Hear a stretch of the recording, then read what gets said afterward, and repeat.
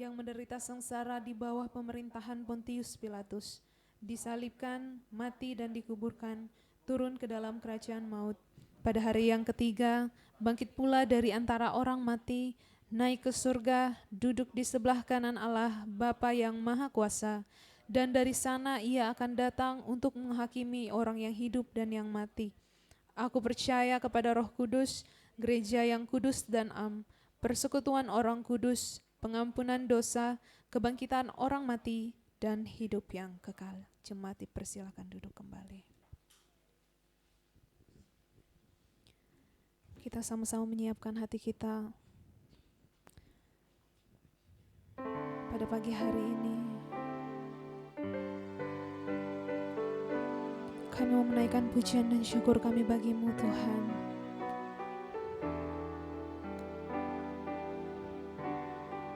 Terima kasih untuk penyertaan-Mu sepanjang hidup kami.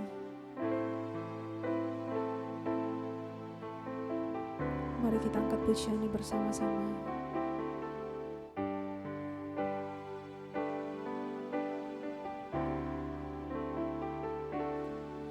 Kau merancang yang kau pandang, ku perlu di luar mampuku untuk mengerti keajaiban kasih setiamu. Kau nyatakan setiap waktu bagai gelombang ombak di lautan.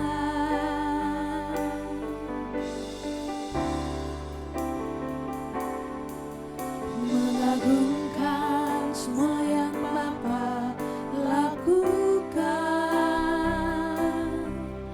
ubahku terus seturut gambar-Mu. Aku ada sebagaimana ku ada, hanya oleh anugerah-Mu, tangan penjunan maha bijaksana. Katakan kami puja, kami puja segenap hati, naikkan pujian syukur bagi-Mu. Semua makhluk ciptaan dan umat pilihan menyembah padamu. Sungguh Kau tak tergantikan, Maha Kudus Tuhan dan Bapa kami. Kekallah kerajaan-Mu di langit dan bumi yang baru.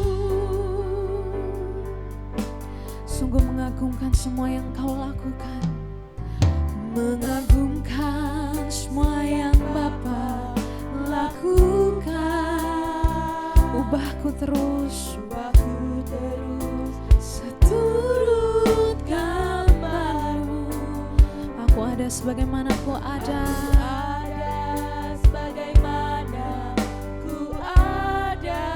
Amin. Hanya oleh anugerah-Mu, tangan penjunan maha bijaksana.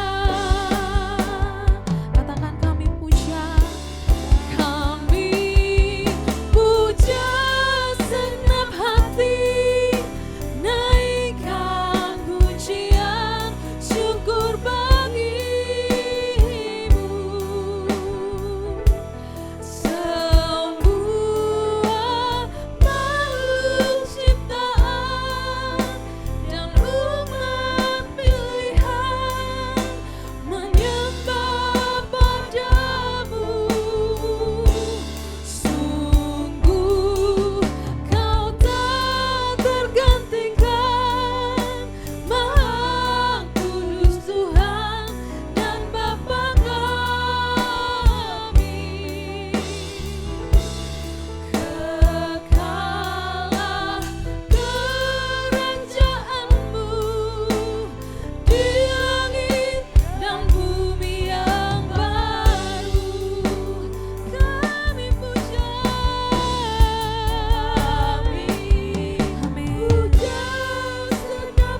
Naikkan pujian dan syukur hanya bagimu Bapa kami.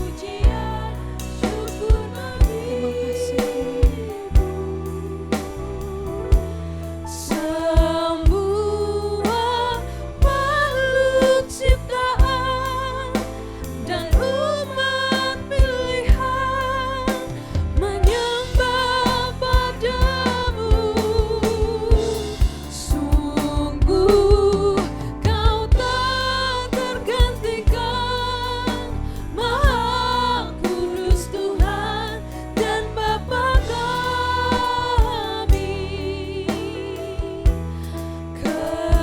Kekalah kerajaanmu di langit dan bumi yang baru. Mari jemaat Tuhan kita angkat pujian ini, katakan kami puja. Kami Amin. puja senap hati, Menaikkan pujian syukur kami hanya padamu Tuhan. pujian syukur bagimu. Semua makhluk ciptaan dan umat pilihan menyembah padamu. Sungguh kau tak tergantikan, Maha Kudus Tuhan dan Bapa kami. Kekalah kerajaanmu, Kekalah kerajaanmu di langit dan bumi yang baru. jemaat Tuhan saja katakan kami puja senap hati. Kami puja senap hati, Terima kasih Tuhan. naikkan pujian syukur bagimu. Biarlah setiap pujian kami naik menjadi dupa yang berbau harum di hadapan-Mu Tuhan. Semua makhluk ciptaan Amin. dan umat pilihan menyembah padamu. Sungguh kau tak tergantikan, Maha Kudus Tuhan. Maha Kudus Tuhan dan Bapa kami.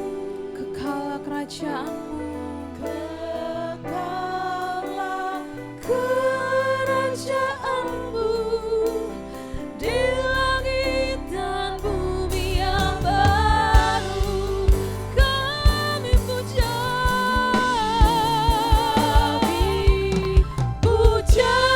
senap hati, naikkan pujian syukur bagimu. Semua makhluk ciptaan dan umat pilihan menyembah padamu. Sungguh kau tak tergantikan, kau tak tergantikan, Maha Kudus Tuhan dan Bapa kami. kekalah kerajaan-Mu, Kekalah kerajaanmu di langit dan bumi yang baru. kekalah kerajaan-Mu,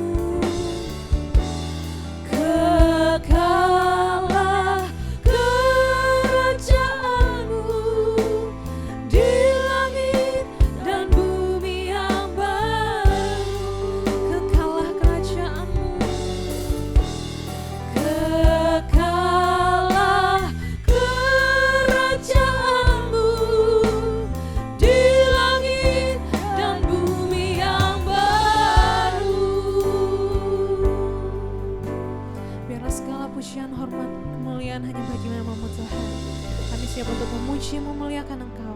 Hanya di dalam nama Tuhan Yesus kami berdoa. Amin. Kita sama-sama memuji, memuliakan nama Tuhan. Jemaat saya undang untuk berdiri. Mari kita sambil menyapa saudara-saudara kita yang di samping kiri kanan, berikan senyuman.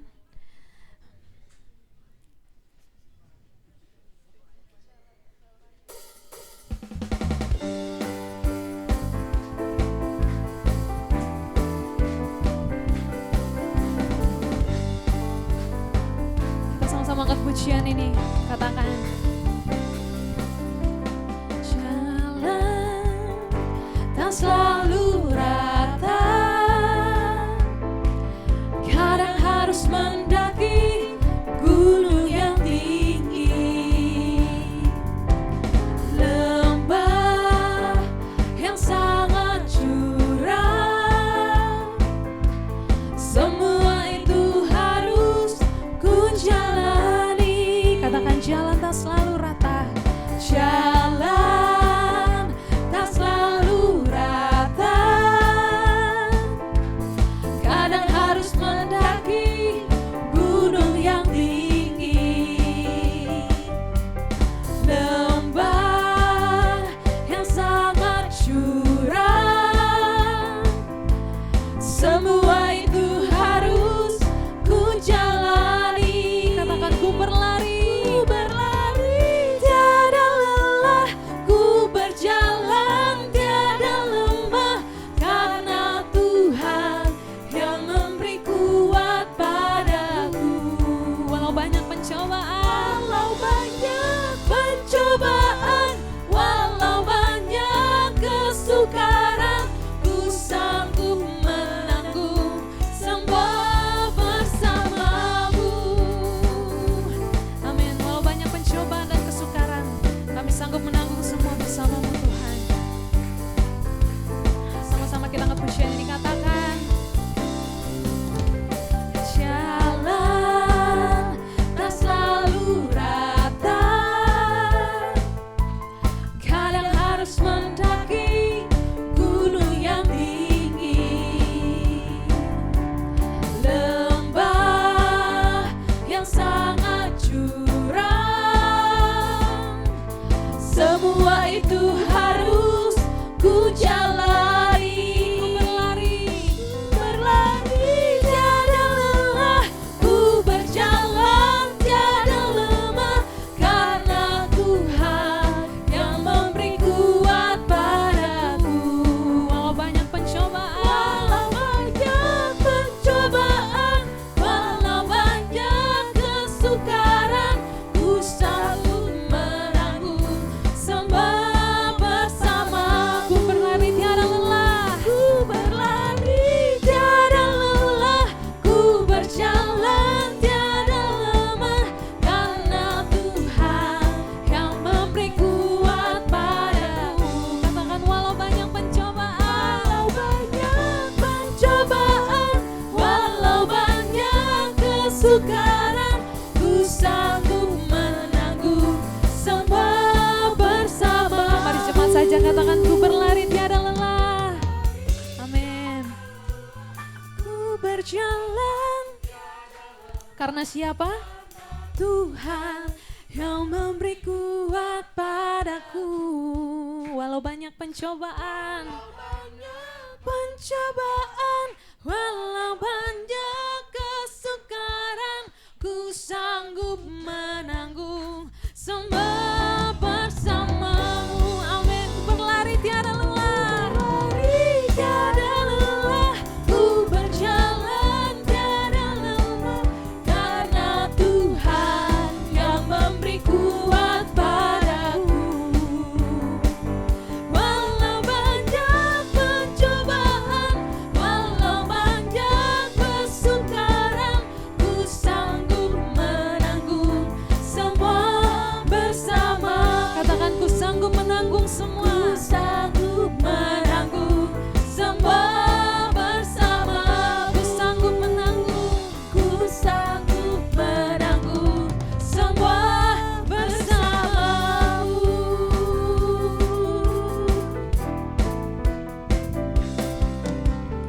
Haleluya. Jemaat Tuhan dipersilakan duduk kembali.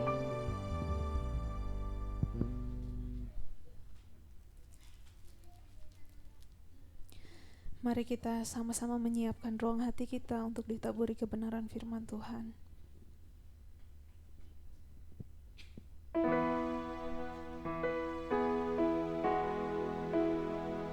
Terima kasih Bapa untuk cinta-Mu yang tiada pernah habis-habisnya bagi kami. Kau yang selalu menjagai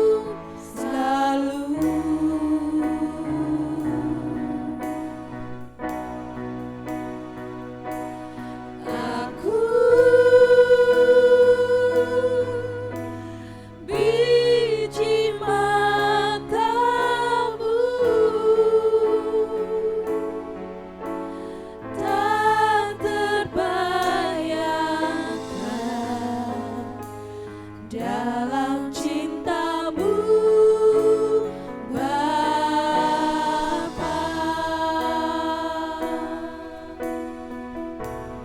Hari esokku ada di tangan-Mu.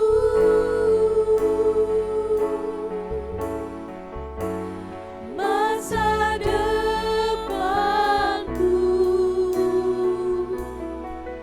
ada di benakmu.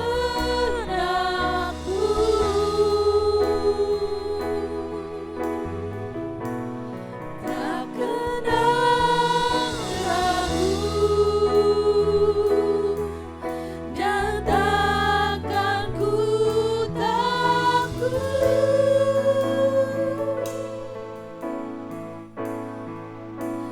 Jalan ceritaku sempurna dalam-Mu. Angkat pujian dari awal. Katakan kau menjagai milik-Mu. Kau menjagai milik-Mu selalu.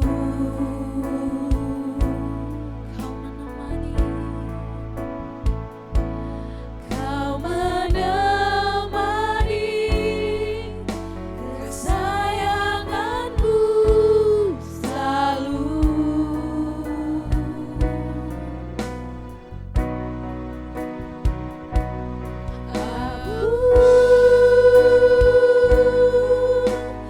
Biji mata-Mu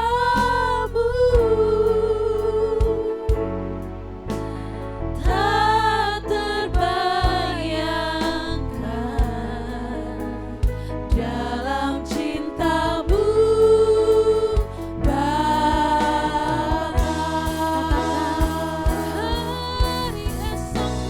Hari esokku Ada di tangan-Mu Tuhan.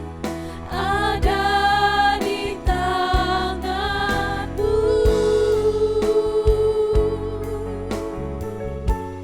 Masa depanku ada di benakmu.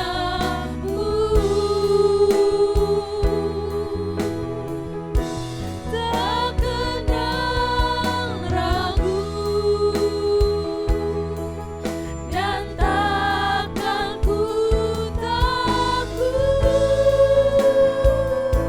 Jalan ceritaku, jalan ceritaku sempurna dalam. Jemaat saya untuk berdiri. Katakan Hari esokku sebab masa depan kami Tuhan ada di tangan-Mu.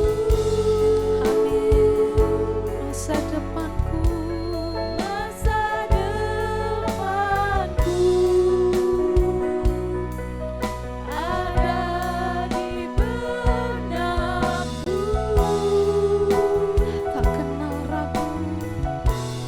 Tak kenal ragu Dan takkan ku takut. dan takkan ku takut.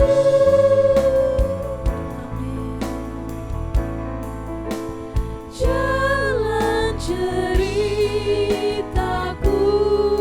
sempurna dalam hari esokku. Persilakan sebelum kepada saya. Esokku ada di tangan-Mu.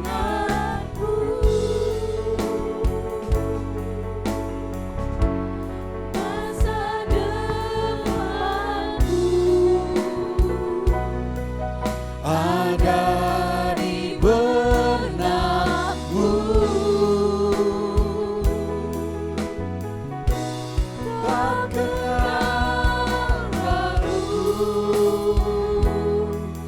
dan takkan ku takut.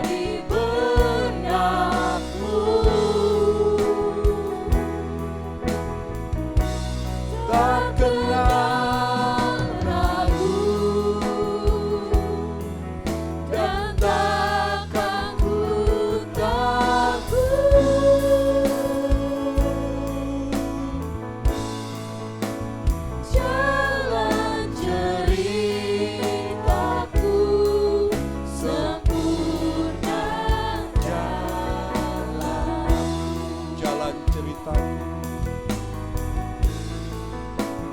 Jalan ceritaku sempurna Dalammu.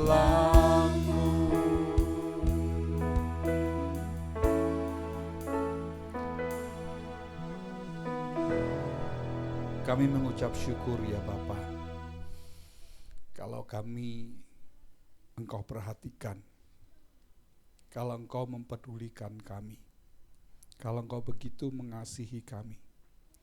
Tetapi seringkali kami melupakan bagaimana kami harus merespon kasih-Mu.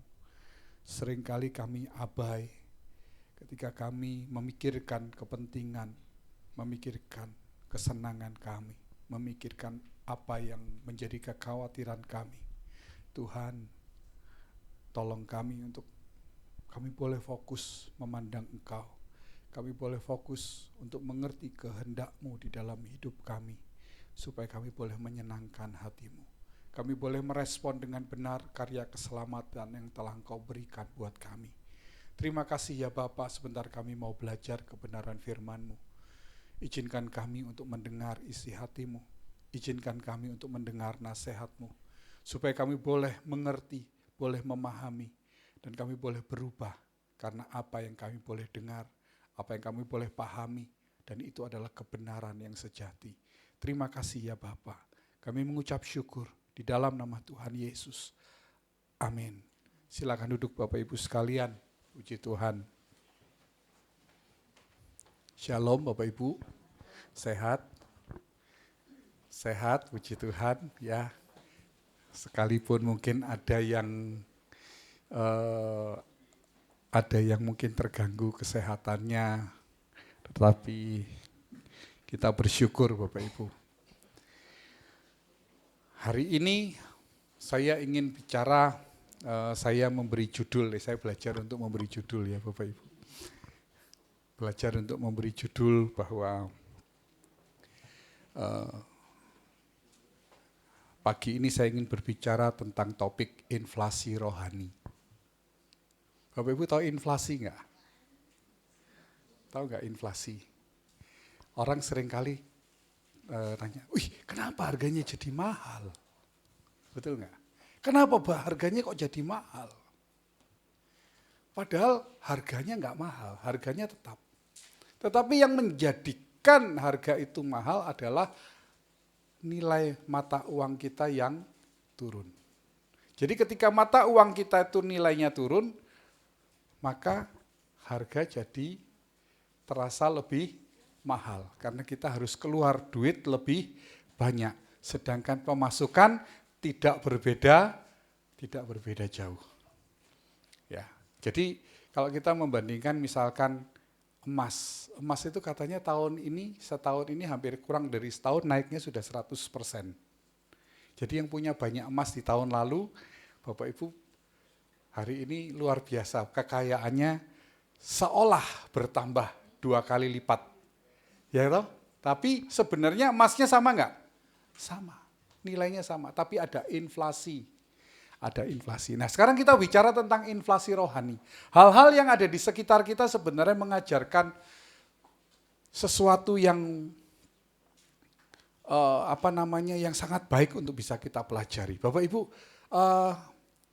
ketika ada sebuah perumpamaan di Lukas 14 dikatakan membangun menara. Harus kita duduk dulu menghitung anggarannya. Ya. Kalau kita menghitung anggaran 10 tahun yang lalu dengan hitung anggaran 10 tahun sekarang, dengan yang sekarang, uang yang harus dikeluarkan untuk membangun menara sama enggak? Kita ngitungnya RAB-nya 10 tahun yang lalu, mau membangunnya tahun ini. Kira-kira ada yang mau membangun enggak kontraktornya? Enggak mau lah, ibu langsung enggak mau lah. Kenapa? Kenapa Bu kok enggak mau Bu? Selisih, sudah enggak sanggup lagi bisa membangun menara.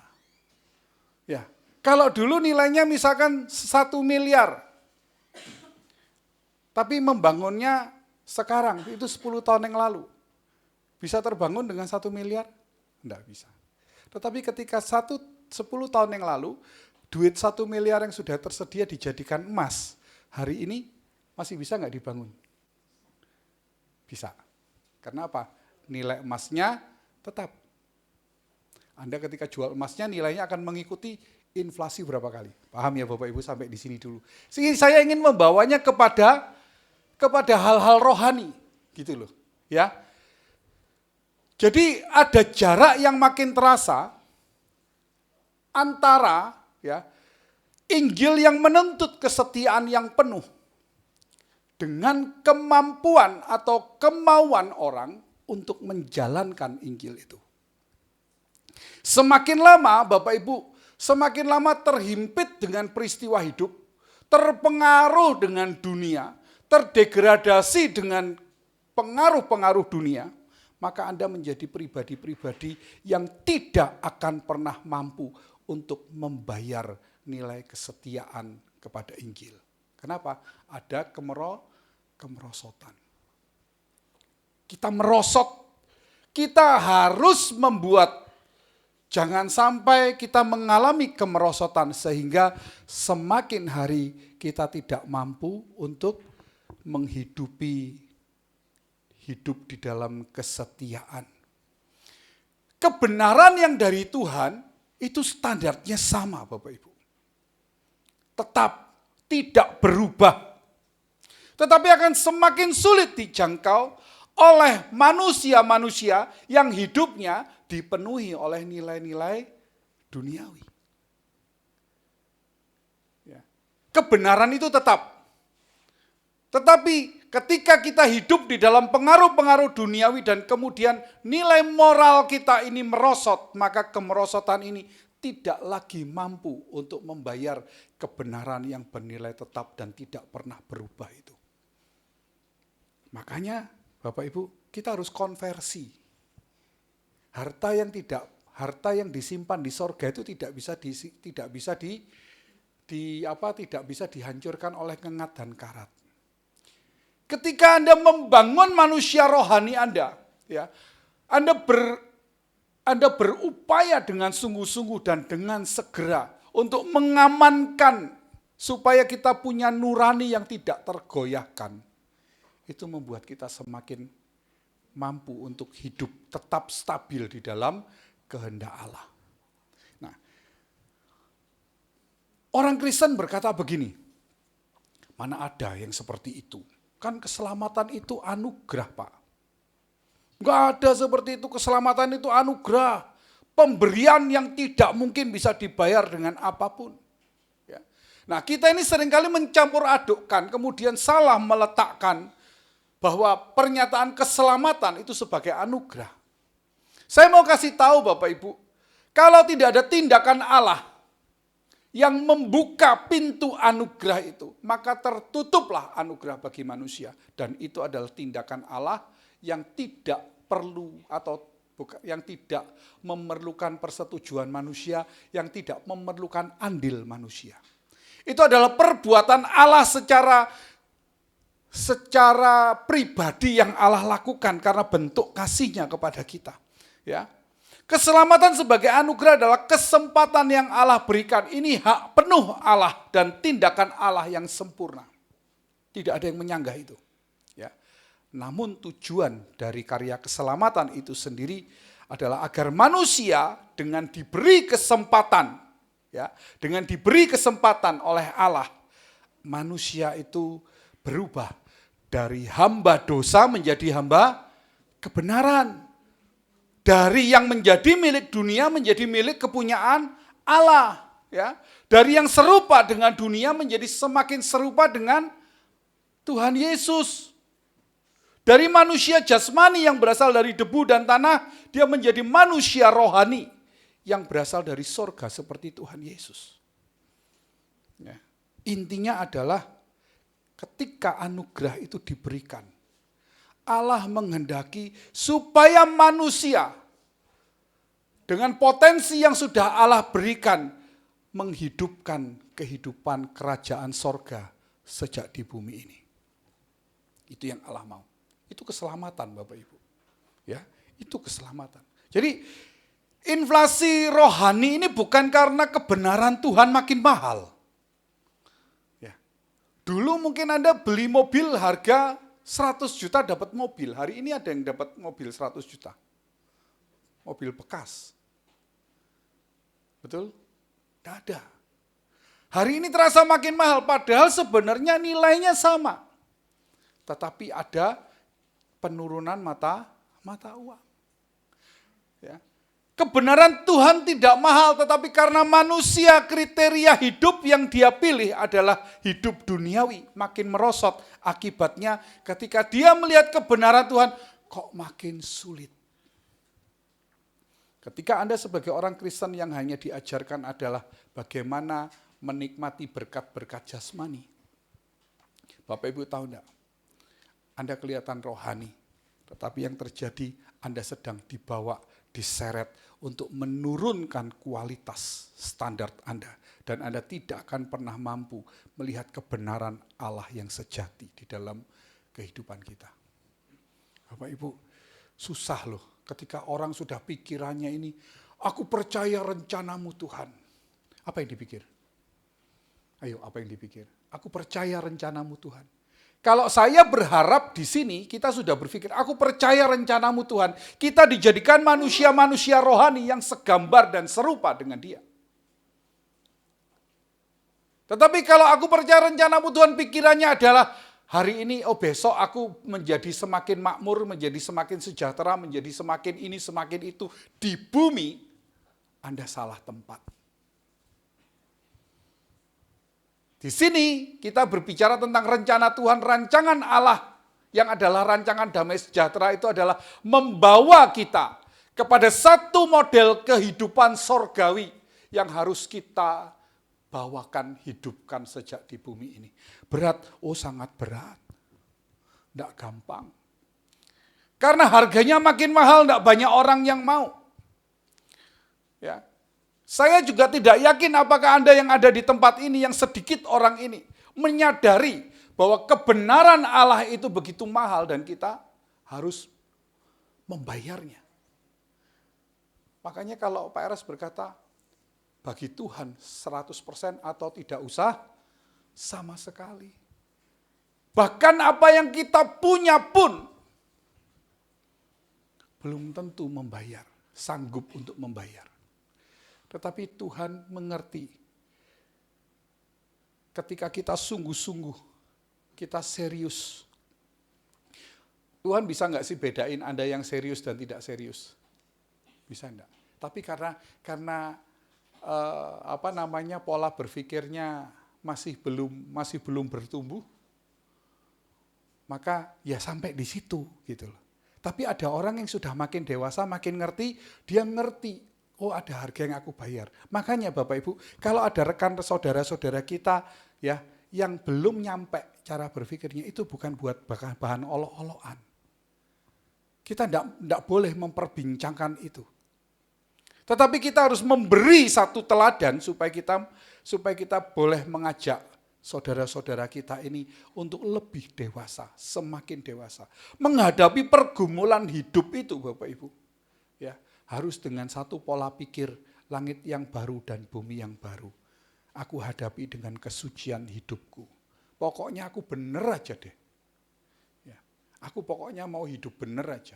Orang lain mau salah kayak terserah, pokoknya aku bener aja gitu. Mau berdiri bener sendiri itu susah loh Bapak Ibu. Kalau orang jahat itu selalu berdirinya rame-rame. Tapi kalau orang mau bener berdirinya sendirian. Anda kalau mau jahat, yang dukung banyak. Atau kalau Anda mau cari kelompok yang besar, Anda cari yang tidak perlu, nggak usah lah, suci-suci banget lah. Ya, nah, Bapak Ibu, kalau kita melihat Efesus 2 ayat 8 sampai 9, mari kita buka yuk. Efesus 2 ayat 8 dan 9, mari kita baca. Efesus 2 ayat 8 dan 9. Sebab karena kasih karunia kamu diselamatkan oleh iman. Itu bukan hasil usahamu, tetapi pemberian Allah. Yang 9, itu bukan hasil pekerjaanmu. Jangan ada orang yang memegahkan diri. Paulus menulis surat ini mengingatkan jemaat Efesus, ya, yang mayoritasnya itu bukan Yahudi. Di Efesus kan bukan Yahudi ya, mayoritasnya ya. Jadi Paulus ingin mengingatkan ada kekayaan rohani yang luar biasa yang ada di dalam Kristus. Ya. Paulus mengatakan, ia mati karena pelanggaran-pelanggaran dan dosa-dosamu. Kita buka ayat yang 1 sampai ke 3 dulu. Efesus 2 ayat 1 sampai 3. Supaya kita tahu konteksnya Bapak Ibu. Efesus 2 ayat 1 dan 3. 1 sampai 3 ya. Kamu dahulu sudah mati karena pelanggaran-pelanggaran dan dosa-dosamu. Kamu sudah mati, sudah tidak punya harapan. Kamu hidup di dalamnya, ya. Hidup yang lama karena kamu mengikuti jalan dunia ini. Karena kamu mentaati penguasa kerajaan angkasa, yaitu roh yang sekarang sedang bekerja di antara orang-orang durhaka. Yang ketiga, sebenarnya dahulu kami semua juga terhitung di antara mereka ketika kami hidup di dalam hawa nafsu daging dan menuruti kehendak daging dan pikiran kami yang jahat. Pada dasarnya kami adalah orang-orang yang harus dimurkai sama seperti mereka yang lain. Dahulu begitu. Dan hanya karena kasih karunia kamu diselamatkan, ya. Karena kasih karunia kamu diselamatkan oleh iman, itu bukan usahamu tetapi pemberian Allah. Itu bukan hasil pekerjaanmu, jangan ada orang yang memegahkan diri. Kalau kita bicara tentang kasih karunia, Bapak Ibu ya. Kasih karunia itu sebenarnya memiliki pengertian ya. Di dalam perjanjian baru itu adalah kemurahan Allah yang tidak pantas sebenarnya untuk diterima oleh kita. Kasih karunia adalah sebuah kesempatan yang sebenarnya tidak lagi bisa kita nikmati. Kamu dahulu mati. Orang mati bisa apa sih? Kalau orang mati bisa apa? Tadi ayat pertama ya, kamu dahulu itu sudah mati. Gitu loh. Sudah mati itu artinya sudah tidak punya harapan. Ya. Dahulu kamu sudah mati karena pelanggaran-pelanggaran dan dosa-dosamu, titik.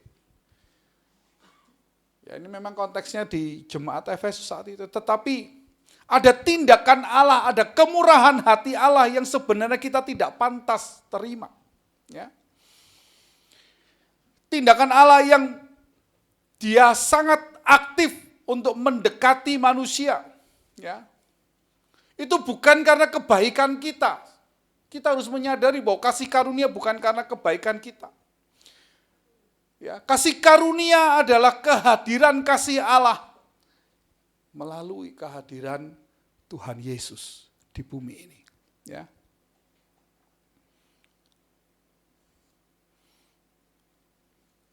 Kita lihat Roma 3 ayat 24 supaya lebih jelas Bapak Ibu.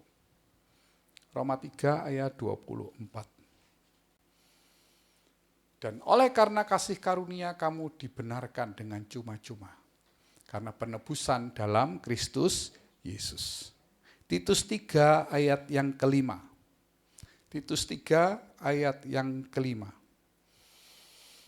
Titus 3 ayat yang kelima. Pada waktu itu dia telah menyelamatkan kita bukan karena perbuatan baik yang telah kita lakukan. Tetapi karena rahmat-Nya oleh permandian kelahiran kembali dan oleh pembaharuan yang dikerjakan oleh Roh Kudus. Semua dikerjakan oleh Roh Kudus, dikerjakan oleh Allah di dalam hidup kita. Tetapi Anda wajib untuk memberikan respon yang benar terhadap karya Allah. Karya Allah adalah kesempatan yang Allah berikan. Allah ingin mengajak Anda berjalan bersama-sama. Makanya dikatakan kita dipimpin oleh Roh. Orang yang dipimpin, yang mimpin di mana? Di depan, betul? Yang dipimpin di mana? Di belakang. Kalau Anda dipimpin, yang mimpin di depan, jalan Anda tidak mau jalan, lucu enggak kira-kira pemimpinnya jalan sendiri? Ada enggak seperti itu? Ada. Anda enggak mau ikut berjalan bersama dengan Tuhan? Ada enggak? Ada. Bapak Ibu, kalau dikatakan keselamatan itu pemberian cuma-cuma dari Tuhan, kenapa mengikuti Kristus itu begitu berat? Makanya ada orang dengan doktrin yang menolak. Oh, perbuatan manusia itu Kalau kamu berusaha berbuat baik, kamu itu merendahkan kasih karunia katanya. Wah, jadi berantakan Bapak Ibu. Karena apa? Mengambil yang satu sisi, yang lain nggak mau dilihat. Alkitabiah itu harus secara keseluruhan. Ya. Mengikuti Kristus itu, waduh, itu luar biasa berat loh. Tuhan Yesus ngomong apa? Kalau orang datang kepadaku tidak membenci ayah ibunya, saudaranya laki-laki, saudaranya perempuan, bahkan nyawanya sendiri dia tidak layak bagiku. Waduh, membenci apa harus benci? Bisa Anda benci orang tua? Tidak, dalam pengertian ini adalah barang siapa yang lebih mengutamakan apapun yang ada pada dirinya termasuk nyawanya sendiri. Dibandingkan dengan dia tidak layak. Anak-anak Kristen hari ini, orang-orang Kristen hari ini Bapak Ibu, dengan mudah meninggalkan, karena dia tidak kenal Tuhan Yesus ya, karena dia tidak kenal. Ini bagi orang yang tidak kenal, kelihatannya Kristen, agamanya Kristen, tapi tidak kenal Kristus. Makanya gampang meninggalkan Tuhan Yesus demi pasangan hidup, demi jabatan, demi kekayaan, ya, demi pangkat gelar. Banyak yang meninggalkan. Kenapa? Karena tidak kenal. Orang kayak gitu nggak layak bagi Tuhan. Nggak layak. Nggak masuk hitungan. Kalau engkau mengasihi apapun yang ada di genggamanmu yang kau lihat hari ini lebih dari Tuhan, engkau nggak layak. Berat enggak ikut Tuhan? Berat enggak? Berat Bapak Ibu. Tapi kenapa kok dikatakan kasih karunia itu pemberian Tuhan? Kenapa keselamatan diberi cuma-cuma? Saya enggak ngomong keselamatan, sorry. Kalau kasih karunia itu diberikan cuma-cuma. Kenapa kok harus begitu berat mengikuti Tuhan? Bapak Ibu, apa yang diberikan cuma-cuma bukan berarti itu murahan loh. Ya, mahal Pak, betul. Bukan berarti itu cuma-cuma, bukan berarti itu murahan, bukan berarti tidak berharga, atau tidak memiliki dampak di dalam hidup. Ya. Ada seorang teolog yang membedakan, yang memberikan definisi antara anugerah murahan dan anugerah yang mahal. Ya, mungkin yang belajar teologi mungkin nanti bisa dicari tahu siapa teolognya ini. Ya. Anugerah murahan adalah anugerah yang hanya dipahami secara teori, Bapak Ibu. Ya. Tanpa tuntutan yang nyata. Ya. Jadi, tanpa harus, jadi gini, jadi dia berpikir bahwa Tuhan itu mengampuni, selalu mengampuni. Tetapi Anda lupa bahwa di dalam pengampunan Anda harus bertobat. Itu sebagai respon, betul? Anda diampuni, Anda harus bertobat. Jadi kalau Anda diampuni tanpa pertobatan, Anda menganggap murah pemberian Allah. Ya. Sebuah baptisan tanpa pembinaan, tanpa pemuritan. Anda kalau merasa sudah dibaptis, sudah beres. Padahal perintah Tuhan apa? Baptislah mereka dalam nama Bapa, Anak, dan Roh Kudus. Dan ajarlah mereka melakukan segala sesuatu yang telah kuperintahkan kepadamu. Yang bagian ini lupa. Ya, jadi kalau ada pembaptisan, tidak ada pembinaan, tidak ada pemuritan. Itu seperti menjadikan anugerah itu murah. Itu praktek-prakteknya. Anda mengikuti perjamuan kudus tanpa menjadikan perjamuan kudus sebagai momen untuk mengingat dosa dan akhirnya harus membawa kita kepada pertobatan. Engkau sedang berliturgi. Itu praktek menganggap anugerah yang menjadi murahan, Bapak Ibu. Ya. Intinya adalah kita menganggap anugerah itu diberikan, ya. Lalu kita bisa leha-leha. Padahal kalau kita mau mengikut Kristus, kita harus menjadi murid. Tahu menjadi murid? Seorang yang tidak melepaskan diri dari segala miliknya, dia tidak dapat menjadi muridku. Orang yang masih bersandar kepada kekayaannya, bersandar kepada jabatannya, bersandar kepada koneksinya, bersandar kepada koleganya. Orang-orang yang kuat. Engkau mengandalkan manusia apa yang ada di bumi, yang ada di dalam genggamanmu. Engkau enggak layak jadi murid Tuhan. Menggenggam itu engkau enggak boleh bersandar, menyandarkan. Oh gampang. Sama seperti orang Kristen kan. Gampang, pasti masuk surga, punya kenalan orang dalam. Ya, nanti ketemu Tuhan, tapi Tuhan ngomong begini, aku enggak kenal kamu. Kenapa? Model hidupnya tidak ada di dalam hidup kita. Ya. Bapak Ibu, pandangan yang seperti ini membuat nilai rohani itu mengalami inflasi. Turun, merosot, Bapak Ibu. Ya. Jadi dianggap anugerah itu sama dengan tiket masuk surga.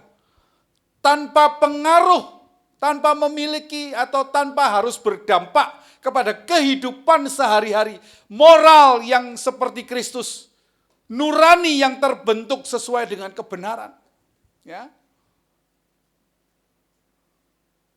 Komitmen untuk berkorban, untuk taat itu jadi tidak penting ketika kita mempraktekkan anugerah yang murahan ini.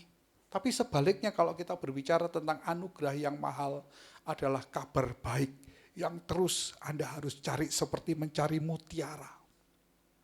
Makanya kalau kebenaran ini adalah barang yang berharga, mutiara yang berharga, diberikan kepada orang dengan pola pikir memandang anugerah itu murahan, maka sama seperti memberikan mutiara barang berharga kepada anjing dan babi. Dengan kata lain, saya boleh mengatakan dengan kasar, saya katakan, kalau Anda menganggap anugerah itu murahan, Anda tidak lebih dari anjing dan babi yang tidak layak menerima mutiara yang berharga. Kasar ya Bapak Ibu, sadari, bertobat jangan mau jadi anjing dan babi. Kita ini adalah manusia segambar dan serupa dengan Dia. Kita harus mengerti, Kristus telah datang, mengorbankan dirinya untuk membuka satu kesempatan untuk kita mengikuti jejaknya. Dan itu memerlukan ketaatan.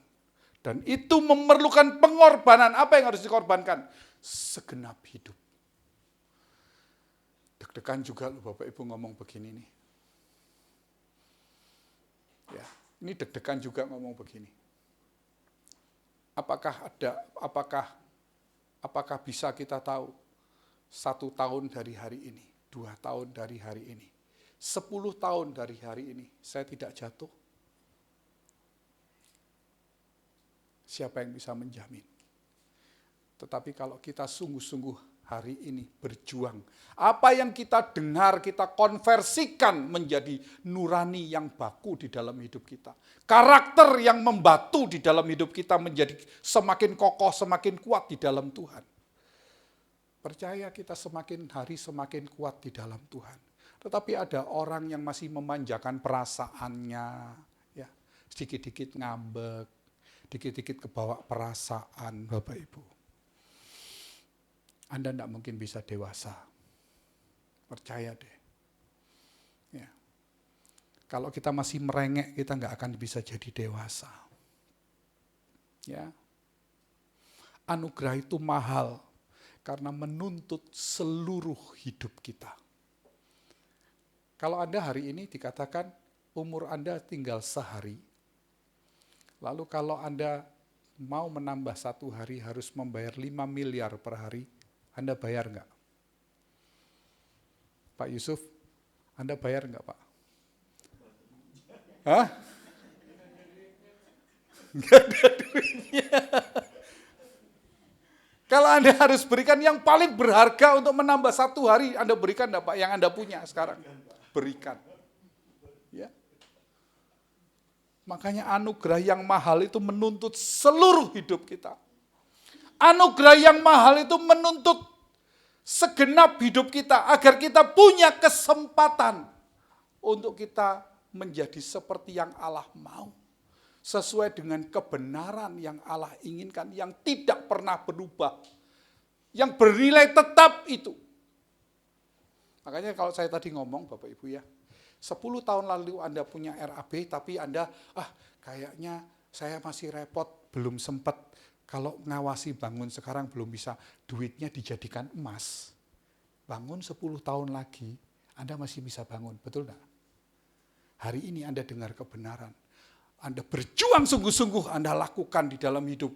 Hidupi benar-benar sampai jadi nurani yang mengeras di dalam diri kita. Menjadi semakin kuat. 10 tahun lagi, 20 tahun lagi.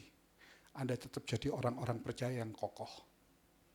Yang tidak terdegradasi oleh dunia ini. Ya. Iman timbul dari pendengaran oleh firman Kristus. Itu bukan pendengaran yang cuma didengar lalu lewat. Iman itu bisa menjadi semakin kuat, semakin benar ketika Anda dengar firman, Anda berubah. Anda dengar firman, Anda berubah. Anda punya hati yang lemah lembut untuk diubah. Anda punya hati yang gampang untuk bertobat, untuk minta ampun sama Tuhan. Ya. Inflasi rohani ini akan muncul ketika seseorang terbiasa dengan ajaran anugerah yang murah. Bapak Ibu. Ini yang membuat inflasi rohani terjadi di dalam kehidupan kita. Sekali lagi masalahnya bukan kebenaran Tuhan menjadi lebih mahal. Kebenaran Tuhan itu nilainya tetap. Tapi kita yang nggak akan sanggup bayar. Kenapa? Pikirannya hanya di bumi. Kalau saya sering mengatakan kita punya Allah yang kekal kok, yang diharapkan, yang fana, kan aneh ya Bapak Ibu. Oh iya Pak, tapi kan menghadapi hidup tidak semudah itu. Loh Bapak Ibu, setahun 2 tahun itu kalau hidup dalam penderitaan Anda itu berat loh. Kayak lama banget gitu. Betul? Tapi kalau Anda hidup dalam, senang-senang gitu. Kok cepet ya hidupnya ya? Gitu. Kok cepet ya? Saya merasa hidup saya itu cepet loh. Saya nggak ngerasa, kita tiba-tiba, 2018 sekarang sudah 2025, 7 tahun. Terasa cepet banget. Jujur Bapak Ibu, rasanya baru minggu kemarin itu hari Minggu, hari ini sudah balik hari Minggu lagi loh, bingung loh saya. Nanti besok tiba-tiba Senin, terus Senin harus KBB, terus tiba-tiba harus Rabu. Ya, nanti kepikiran sekarang sudah mulai ada jadwal baru, Kamis harus ke Palangkaraya lagi. Ya, rasanya tuh hidup ini cepat banget gitu loh Bapak Ibu.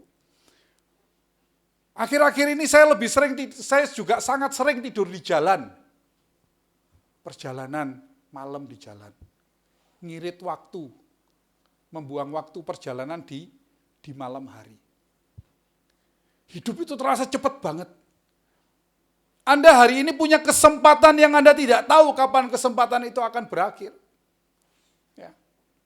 Kemarin saya melihat ada lewat video seorang yang punya podcast yang cukup terkenal, marah-marah sambil bertelanjang dada, dia marah-marah karena ada seorang sahabat baiknya yang sakit, kemudian ada media yang menggoreng sakitnya itu, lalu dengan mewawancarai seorang dokter katanya, yang tidak tahu, tidak dikenal oleh yang bersangkutan, tiba-tiba mengatakan, si ini, sudah parah deh kondisinya deh, umurnya tinggal sekian katanya gitu. Bapak Ibu, Anda beruntung loh kalau Anda bisa tahu umurmu tinggal setengah tahun, tinggal setahun. Jujur, saya harus ngomong itu beruntung. Kita seperti punya timer. Saya itu sering kali punya timer Bapak Ibu. Timer deadline saya harus ngapain. Ya toh, harus ngapain itu timernya itu jelas. Bapak Ibu kalau nggak punya timer tiba-tiba berakhir waktunya habis gimana? Dan kita seringkali hari ini, kita nggak sadar, Anda punya duit di bank, Anda nggak sadar karena ada inflasi nilai duitnya jadi turun. Anda nggak sadar, hari ini Anda merasa jadi orang Kristen yang rajin ke gereja, tetapi Anda punya memahami, punya pemahaman anugerah yang murahan, Anda nggak sadar kalau Anda nggak sanggup membeli kebenaran yang sesungguhnya. Ini bukan pernyataan sombong, tapi ini sebuah peringatan. Sebuah peringatan yang ingin saya katakan kepada semua orang Kristen. Anugerah itu mahal. Anugerah itu menuntut pengorbananmu segenap hidup untuk mengikuti Kristus tanpa batas. Engkau dipanggil bukan karena dia telah menderita, bukan hanya dia telah menderita bagi kamu, tetapi dia telah meninggalkan teladan bagimu supaya engkau mengikuti jejaknya. Itu jelas Alkitab berkata demikian. Siapa bilang anugerah itu tanpa harus menuntut respon dari kita? Siapa bilang? Alkitab jelas ngomong, kita harus mengikuti jejak Kristus.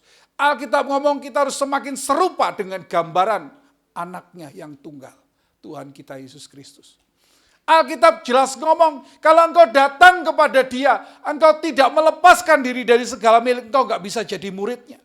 Alkitab jelas ngomong, kalau engkau tidak benci ayah ibumu, saudaramu laki-laki, atau bahkan nyawamu sendiri, engkau tidak layak bagi Kristus. Masihkah engkau tuli? Masihkah engkau buta dan tuli? Engkau gak dengar Alkitab bicara apa?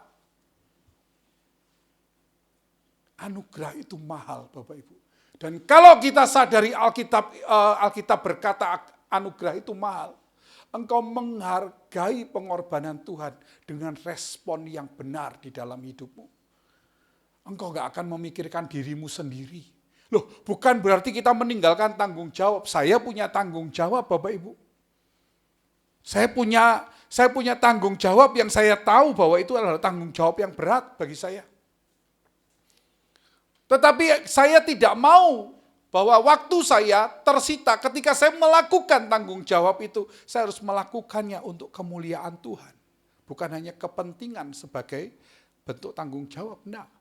Tetapi untuk kemuliaan Tuhan dan untuk kepentingan Tuhan. Kemarin kita pertemuan terbatas yang pertama kali perdana untuk para pelayan. Balikpapan, Banjarmasin, saya mengatakan begini. Jadi kalau Bapak Ibu memerlukan pelayanan dan kemudian saya tidak ada di tempat atau tidak bisa dihubungi, saya katakan jangan takut untuk mengambil keputusan. Jangan takut untuk kemudian merasa melangkahi saya. Nah, ketika Anda melakukannya itu untuk kemuliaan Tuhan, untuk melayani kekasih-kekasih Tuhan yang Tuhan percayakan kepada kita untuk layani. Lakukan, karena itu baik untuk kemuliaan Tuhan. Ya, Bapak Ibu, kita kembali lagi, jangan kita punya anugerah yang murahan. Jangan kita mendegradasi, ya. Anugerah itu harus disertai perubahan. Bagaimana seorang yang bersifat jasmani ini menjadi rohani.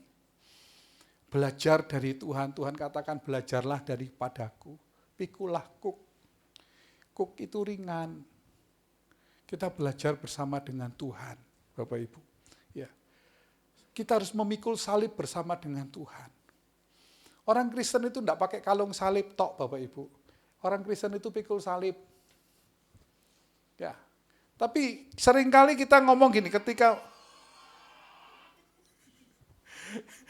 kita menghadapi situasi-situasi sulit karena kesalahan kita mengatakan oh itu salib. Padahal itu salahnya kita sendiri.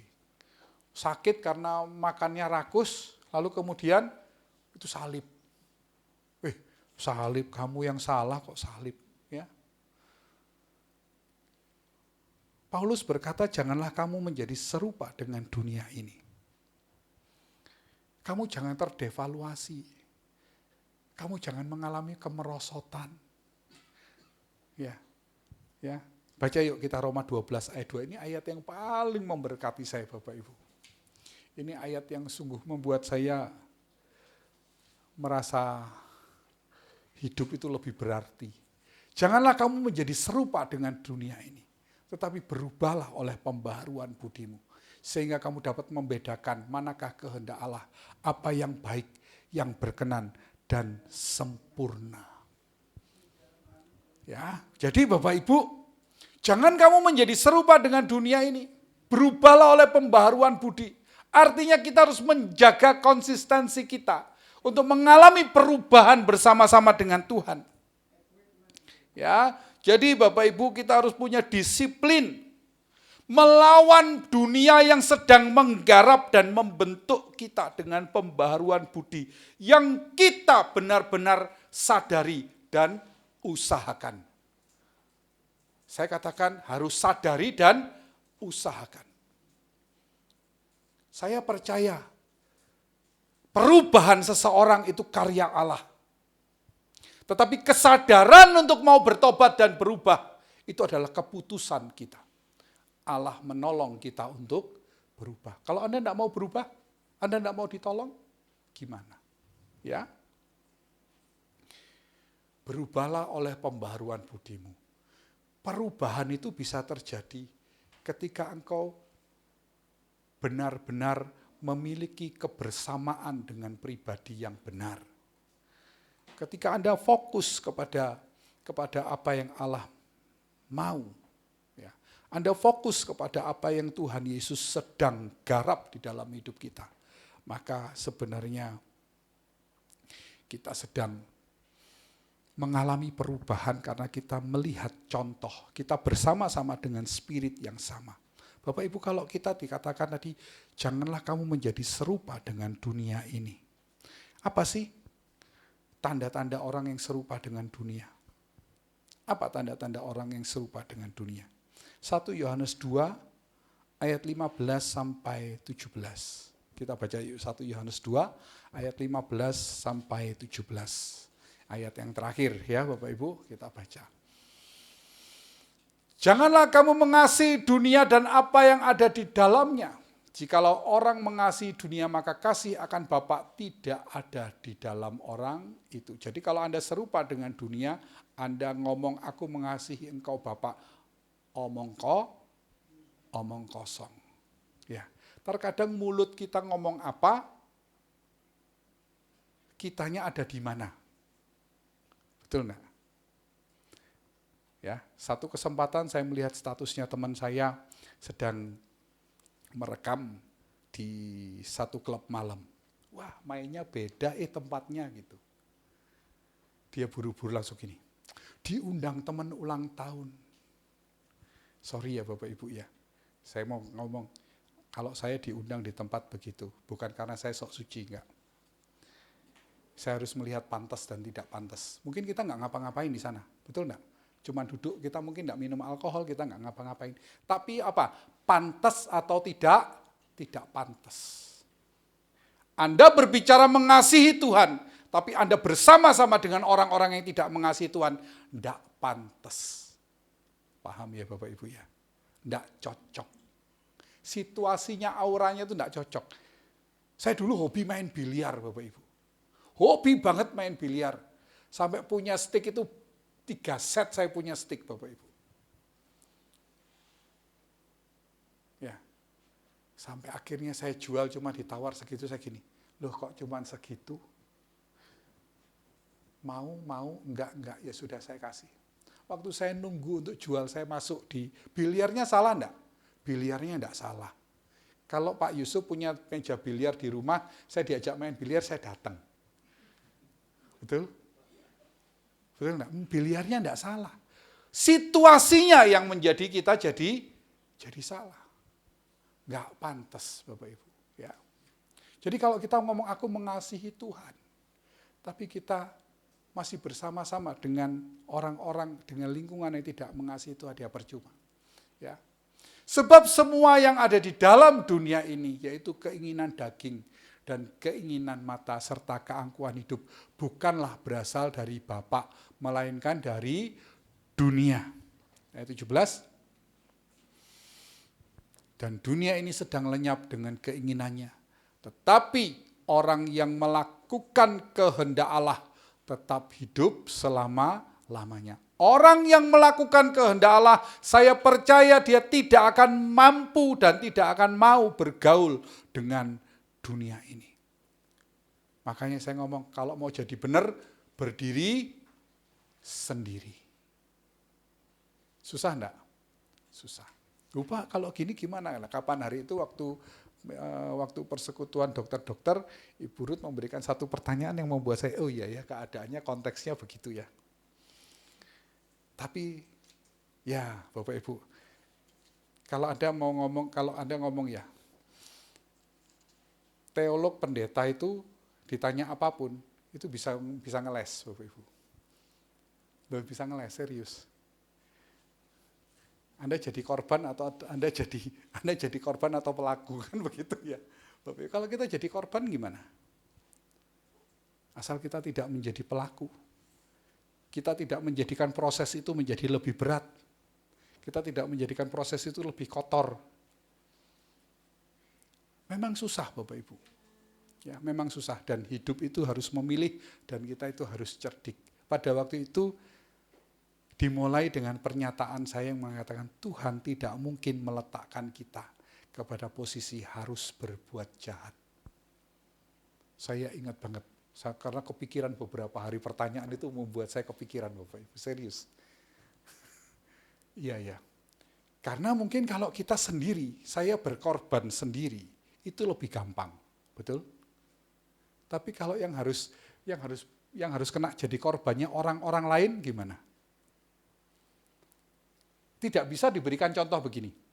Ketika ada orang datang tergopoh-gopoh, ya toh, tolong sembunyikan saya. Lalu kemudian ada orang datang gini bawa golok, mana orang yang tadi lari? Anda jawab, itu di situ atau gimana? Itu di situ Pak. Mati orang itu Bapak Ibu, betul enggak? Kalau kita ngomong, oh enggak ada di sini, bohong. Gimana coba? Ya kan? Bapak Ibu, kita ini seringkali ada di situasi dan kondisi kita mesti harus mengerti bagaimana kita menempatkan diri secara benar. Dosa itu enggak diminta dia mendekat. Anda mendekat, dia lengket. Ya, enggak diminta dia mendekat. Anda mendekat, dia lengket. Makanya Hawa dikatakan, dia melihat buah itu menarik karena memberi pengertian. Dia deket-deket, jadilah lengket dia dengan dosa itu. Kita belajar dari situ Bapak Ibu. Belajar untuk tidak dekat-dekat. Kalau ada kesempatan menjauh. Tetapi ketika kita ada di dalam situasi dan kondisi seperti yang Ibu Ruth ngomong, kita harus menjadi cerdik. Kita harus menjadi tulus. Ketika kita melakukan itu bukan karena kita punya motif jahatnya. Bukan karena kita punya niat jahatnya. Kalau kita punya niat jahatnya mau bohong, ya kita salah gitu loh. Kita kan tidak punya niat jahatnya. Kita punya niat baik yang harus terpaksa harus demikian. Ya, jadi serba salah kan memang. Tetapi kalau kita mendekat dengan dosa, dosa itu lengket di dalam hidupmu. Dan kalau dosa sudah lengket, bersihnya susah enggak? Susah Bapak Ibu. Ya. Kalau kita enggak ngerti caranya, lebih rusak lagi. Contoh misalkan, baju Anda kena tinta. Kalau enggak ngerti cara membersihkannya, gimana? Bleber enggak karu-karuan kemana kan? Betul enggak? Tapi kalau ngerti caranya, gampang tinta itu. Itu praktek yang sederhana. Karena apa? Saya pernah merusak pakaiannya langganan gara-gara saya salah nangani. Terus akhirnya saya belajar. Oh ternyata bersihin tinta itu gampang banget. Saya taruh tisu di bawahnya, saya semprot pakai parfum laundry karena ada itu metanolnya, cuman ada itu saya semprot. Dan tinta itu berpindahlah ke tisu, beres. Bersih. Pak tolong Pak ini kena tinta. Wah jebret gak karu-karuan Bapak Ibu, saya dimarahin orang. Kalau kita tidak ngerti caranya, kita makin terjerumus. Kadang-kadang kita akan menghadapi kesulitan hidup, kita sudah bikin salah, kita datang kepada orang yang salah. Jadinya malah runyam, malah enggak karu-karuan. Tetapi kalau Anda datang kepada Tuhan, Anda datang dan dengan cara yang benar mengatasi problem hidupmu, problem dosamu, engkau akan mengatasi hal itu dengan baik dan benar. Hal-hal sekitar kita itu bisa memberi contoh yang menurut saya sangat relevan untuk kehidupan rohani kita. Jangan kita mengalami inflasi rohani Bapak Ibu. Tapi kita harus tetap menjadi orang-orang yang cerdas, yang tangguh di dalam Tuhan. Kita bertahan sampai akhir kita menutup mata. Ya, saya berharap bahwa sampai akhir kita menutup mata, kita didapatinya tetap setia. Kita tetap melayani Tuhan, kita tetap mengasihi Tuhan. Sekalipun kita berat di dalam hidup. Tapi kita harus di dalam mulut kita berkata, Tuhan Engkau baik. Kebaikan Tuhan itu karena sedang membentuk kita sampai ke kekekalan. Amin. Tuhan memberkati. Mari kita berdoa. Bapa, kami mengucap syukur untuk kebenaran yang kami boleh dengar hari ini. Anugerah-Mu begitu mahal, begitu luar biasa. Kami percaya Engkau memberikan kami hikmat, menuntun kami kepada segala kebenaran. Menolong kami, memberi kekuatan untuk kami terus bertahan, tetap setia sampai kami mengakhiri segala sesuatu di bumi ini dan kami boleh bertemu dengan Engkau. Kami percaya bahwa hidup kami harus berubah karena teladan Kristus. Kami percaya bahwa anugerah karya keselamatan Tuhan Yesus punya satu tujuan, mengubah hidup kami menjadi semakin kudus, semakin suci, seperti Engkau ya Tuhan. Kami mempercayakan hidup kami di dalam tangan-Mu, dan biarlah kami boleh merespon dengan benar apa yang Engkau lakukan terhadap hidup kami. Engkau sedang mengerjakan dan menggarap kami. Kiranya kami boleh merespon dengan benar. Kami boleh terus belajar untuk kami memahami apa yang Engkau inginkan di dalam hidup kami. Dan kami sungguh-sungguh melangkah berjalan bersama dengan Engkau. Terima kasih ya Bapa. Kami sungguh mengucap syukur di dalam nama Tuhan Yesus. Haleluya. Amin. Pengumuman? Siapa yang membaca pengumuman? Tidak ada. Bapak Ibu, oke, pengumuman. Oh, Mas Dika. Oh, bukan. Oke, Bapak Ibu, ya. KBB itu sekarang hari Senin, ya, hari Senin saja. Hari Senin saja karena hari Sabtu kita akan pakai untuk hal-hal yang internal dan kita karena memang waktunya sudah sangat-sangat mepet ya. Hari Rabu tetap ada PA, ya, pendalaman Alkitab. Kalau pendalaman Alkitab kemungkinan besar ini bisa jadi mungkin lewat Zoom terus ini kayaknya. Saya akan lihat kondisinya nanti. Ya, karena hari Kamis saya harus sudah di Palangkaraya juga, jadi nanti dipertimbangkan. Toh juga kalau hadir yang di gereja cuma Pak Tommy aja yang hadir. Ya, Pak Tommy aja yang hadir. Loh, kalau Handi ngelewat ini nggak bisa, kan bisa ikut lewat Zoom toh. Kan Zoom pakai internet gereja bisa. Ya, oke. Jadi itu pengumumannya Bapak Ibu. houseoftruth.id ini masih bisa ya, Mas? Kita perpanjang enggak? Ya, nanti dipertimbangkan ya untuk itunya ya. Sayang soalnya sudah dibikin toh, sudah dibuat sayang.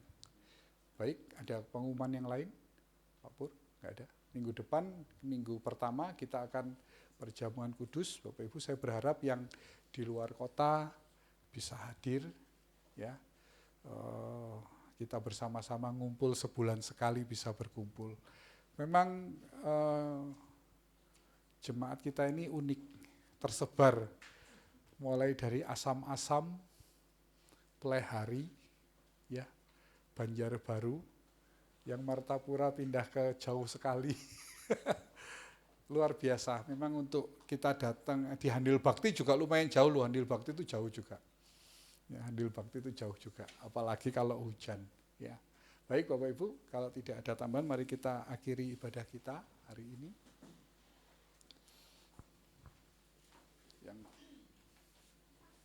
Silakan. Mari kita bangkit berdiri. Selalu untukmu, selalu untukmu, Tuhan dan Rajaku. Amin.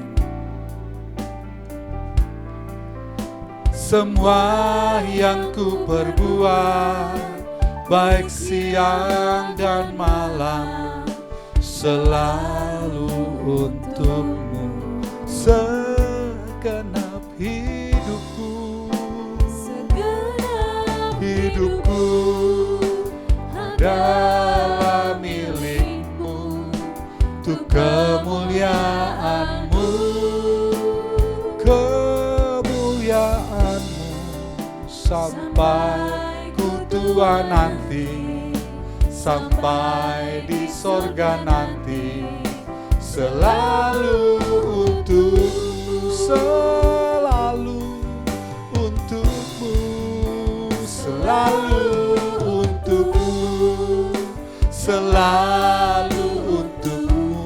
Kau Tuhan dan Rajaku, dan Rajaku.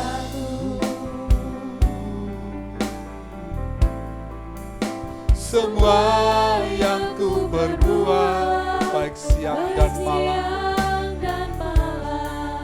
selalu untukmu. Segenap hidupku, Segenap hidupku adalah milikmu, untuk kemuliaan-Mu, kemuliaan-Mu, sampai ku tua nanti, sampai di sorga nanti, selalu untukmu, sampai ku tua nanti, sampai ku tua nanti, sampai di sorga nanti, selalu untukmu. Kami mengucap syukur ya Bapa atas ibadah yang boleh terlaksana. Kami mengucap syukur untuk tempat yang nyaman untuk kami boleh beribadah di tempat ini, untuk keamanan yang kami boleh dapatkan untuk kami bisa beribadah dengan tenang di tempat ini. Kami mengucap terima kasih ya Bapak. Bapak, hamba berdoa untuk anak Devina yang hari ini kami dengar sedang demam, kiranya Engkau yang terus mendampingi, Engkau yang terus menyertai, Engkau yang memberi hikmat kepada orang tua yang merawatnya, supaya boleh merawat dan menjaga Devina, dan dia boleh mengalami kasih Tuhan secara nyata di dalam hidupnya setiap waktu. Terima kasih ya Bapa, Engkau memberkati keluarga di tempat ini, yang memberikan tempat untuk kami boleh beribadah. Engkau menyertai setiap anak-anak-Mu yang hari ini karena tempat, karena rumah yang jauh, mereka mengikuti secara online. Kiranya Tuhan terus menolong dan memberkati. Terima kasih ya Bapa, untuk semua kami di tempat ini kami mengucap syukur. Kami boleh beribadah, kami boleh mendengar kebenaran-Mu, dan kami boleh diberi kesempatan untuk terus bertobat dan berubah. Terima kasih ya Bapa, dan kami mau mohon berkat dari tempat yang maha tinggi. Kami mengangkat tangan kami di hadapan Tuhan, dan kiranya berkat dari Bapa di sorga, cinta kasih Tuhan kita Yesus Kristus, pertolongan, penyertaan, kekuatan Roh Kudus menyertai kita sekarang sampai selama-lamanya, di dalam nama Tuhan Yesus. Haleluya. Amin. Tuhan memberkati Bapak Ibu.